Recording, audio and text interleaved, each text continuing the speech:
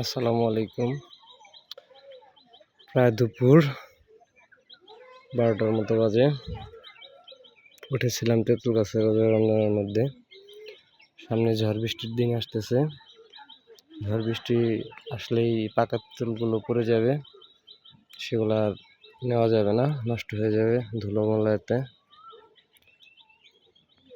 তাই আজ হঠাৎ মন চাইলে উঠে পড়লাম তেঁতুল গাছে। তেঁতুল কিন্তু মেয়েদের খুবই সুস্বাদু খাবার।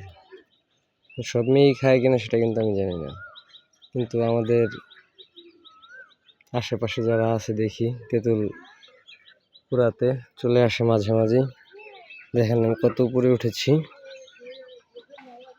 ভয় লাগতেছে, প্রায় হাঁপিয়ে গেছি, তার জন্য একটু রেস্ট করতেছিলাম।